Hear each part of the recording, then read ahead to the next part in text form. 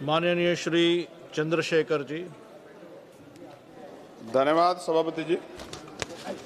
मैं आज इस सदन में अत्यंत महत्वपूर्ण, ऐतिहासिक और संवेदनशील विषय पर अपनी बात रखने के लिए खड़ा हुआ हूं। यह केवल एक विधेयक नहीं है, ये भारत की लोकतंत्र की आत्मा का प्रश्न है। यह उस न्याय की परीक्षा है जिसकी नींव हमारे संविधान में रखी थी, और यह उस विश्वास का सवाल है जो देश की करोड़ों महिलाओं के संसद से जुड़ा हुआ है। सभापति जी, मैं शुरुआत से स्पष्ट कर देना चाहता हूं कि हम महिला आरक्षण के पक्ष में हैं और हम इसे महिलाओं का संवैधानिक अधिकार मानते हैं। लोकतंत्र में समर्थन और सवाल दोनों साथ चलते हैं। मेरी तो सरकार से मांग है कि आधी आबादी 50% है, 33% की, उनको बढ़ा के 51% कर देना चाहिए। जब बराबरी महिलाओं को तो सदियों से नहीं मिला, जो वो बढ़ के मिलना चाहिए। सरकार की और हाउस की ये मंशा होनी चाहिए सभापति जी। लेकिन आरक्षण से पहले सुरक्षा के बारे में तो बताना चाहिए कि एनसीआरबी का डेटा क्या कह रहा है। तमाम सरकारों में महिलाओं पर हिंसा हो रही है, इसका जवाब भी सरकारों को देना चाहिए कि जब महिला सुरक्षित नहीं होंगी तो उनके अधिकार की रक्षा कैसे होगी। जब हम महिला सशक्तिकरण की बात करते हैं तो ये कोई नई सोच नहीं है, ये उस परंपरा की निरंतरता है जहां सावित्रीबाई फूले, मां रमाबाई, अहिल्याबाई होलकर, फातिमा शेख, झलकारी बाई, मां उदा देवी पासी, अवंतिकाबाई लोधी, मां फूलन देवी जैसी वीरांगनाओं के संघर्ष हमारे सामने उदाहरण है। बाबा साहब अम्बेडकर जी ने संविधान बनाते हुए कहा था कि हम एक ऐसे संविधान को बना रहे हैं जहां हर नागरिक को समान अधिकार देगा, चाहे वह पुरुष हो या महिला। हमें याद रखना चाहिए, उन्होंने कहा था कि मैं किसी भी समाज की प्रगति को महिलाओं की प्रगति से मापता हूं। बाबा साहब अम्बेडकर जी ने सबसे बड़ा क्रांतिकारी कदम था वो हिंदू कोड बिल था। उन्होंने उसमें महिलाओं को संपत्ति में अधिकार, विवाह और तलाक में बराबरी, गोद लेने का पूरा अधिकार था। और इसके जब वो सफल नहीं हो पाए तो उन्होंने कानून मंत्री पद से इस्तीफा दे दिया सभापति जी। महोदय, 73वें 74वें संविधान संशोधन जिसके तहत अनुच्छेद 243D और 243T में स्थानीय निकायों में महिलाओं के लिए आरक्षण सुनिश्चित किया गया। आज लाखों महिलाएं पंचायत और नगर पालिकाओं में नेतृत्व कर रही है। वो अलग बात है कि बहुत बड़ी संख्या में महिला प्रतिनिधि अपने निर्णय स्वतंत्र रूप से नहीं ले पाती, क्योंकि हमारे समाज ने भी पुरुषों और महिलाओं की बराबरी को स्वीकार नहीं किया। कहीं पिता, कहीं पुत्र, कहीं पति उनके निर्णय लेते हैं। ऐसा बहुत बड़े पैमाने पर देखा गया। भाषण चाहे कुछ भी दिया जाए, लेकिन सत्यता यही है सभापति जी। मान्यवर काशीराम साहब कहा करते, जिसकी इतनी संख्या बारी उसकी इतनी हिस्सेदारी। इन्हीं विचारों की कसौटी पर अगर वर्तमान महिला आरक्षण कानून को परखा जाए तो स्पष्ट हो जाता है कि 33% आरक्षण आधी आबादी के साथ पूर्ण न्याय नहीं करता। और यदि 33% आरक्षण दे भी दिया तो सबसे बड़ा प्रश्न यह उठता है कि SC, ST और OBC और मुस्लिम वर्ग की महिलाओं को वास्तविक प्रतिनिधित्व कैसे मिलेगा, क्योंकि वर्तमान व्यवस्था में कोटे के अंदर कोटे कोई प्रावधान नहीं है। इसका सीधा अर्थ यह है कि आरक्षण उन वर्गों तक सीमित रह सकता है जिनके पास पहले से ही सामाजिक, आर्थिक और राजनीतिक संसाधनों तक पहुंच है।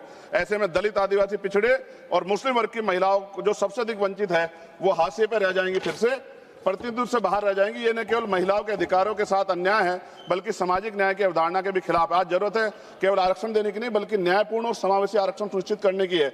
आप तो कोटे में उपवर्गीकरण यानी कि कोटे के अंदर कोटे की बात करने वाले हैं, तो महिला आरक्षण में इसे लागू करने के पीछे आप लोग क्यों रह गए? क्योंकि जब तक सबसे वंचित महिलाओं को उनका हक नहीं मिलेगा तब तक कोई भी आरक्षण अधूरा ही रहेगा। ये लड़ाई केवल आरक्षण की नहीं, ये लड़ाई बराबरी, सम्मान और असली लोकतंत्र की है। सभापति जी, मैं इस सदन के माध्यम से हो रही चर्चा के बीच एक मूलभूत प्रश्न उठाना चाहता हूं। सामाजिक न्याय की वास्तविक स्थापना कैसे होगी? हम सब जानते हैं कि बाबा साहब अम्बेडकर ने दलितों और वंचितों समाज के राजनीतिक सशक्तिकरण के लिए पृथक निर्वाचन की मांग की थी। उसका स्पष्ट मत था कि जब तक दलित समाज में को अपने प्रतिनिधि स्वयं चुनने का अधिकार नहीं मिलेगा तब तक उनका वास्तविक सशक्तिकरण संभव नहीं है। लेकिन परिस्थितिवश पूना पैक्ट के कारण ये मांग अधूरी रह गई, क्योंकि गांधी जी अनशन पर बैठ गए थे।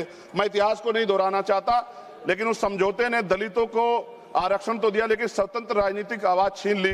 माननीय सभापति जी, बहुजन आंदोलन के महानेता काशीराम जी ने अपनी प्रसिद्ध पुस्तक चमचा युग में भी इस व्यवस्था की सीमाओं को उजागर किया है कि कैसे वर्तमान राजनीतिक ढांचे में दलित प्रतिनिधि अक्सर स्वतंत्र नहीं रह पाते, अपने समाज से ज्यादा अपनी पार्टी के प्रति समर्पित हो जाते हैं। यही हाल पिछड़े वर्ग के नेताओं का भी है।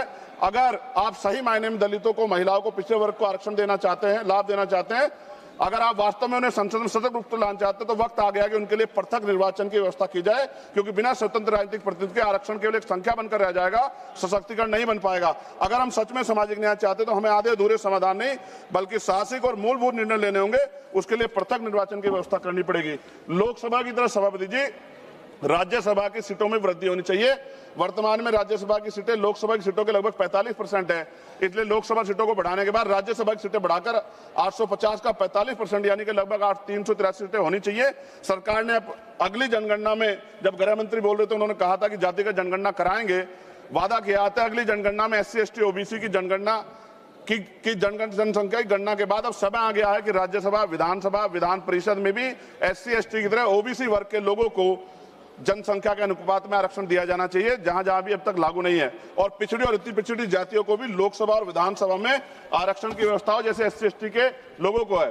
सभापति जी, हमारा संविधान कहता है कि प्रतिशत जनसंख्या के आधार पर होना चाहिए, साथ ही संघीय संतुलन को भी बना रहेगा। 1976 और 2001 के परिसीमन को रोकने का निर्णय इसलिए लिया गया था क्योंकि उस समय यह समझ थी कि अगर केवल जनसंख्या के आधार पर किया गया तो राज्य जनसंख्या नियंत्रण में सफल रहे वे नुकसान में चले जाएंगे। सरकार तो कहती है कि प्रक्रिया निष्पक्ष होगी, लेकिन सवाल उठता है क्या इसके लिए सभी राज्यों का व्यापक परामर्श हुआ?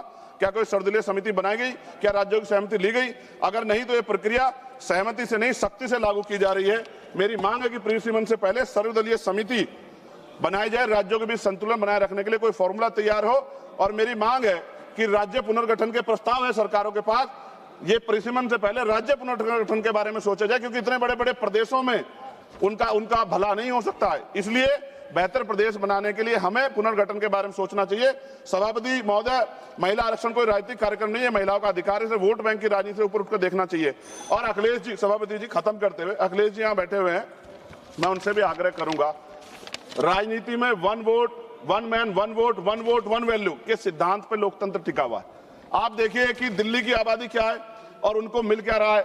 हम साउथ के प्रदेशों की चिंता करते हैं, लेकिन क्या ये जो हमारा प्रदेश है, उत्तर भारत है, क्या इधर नहीं देखना चाहिए?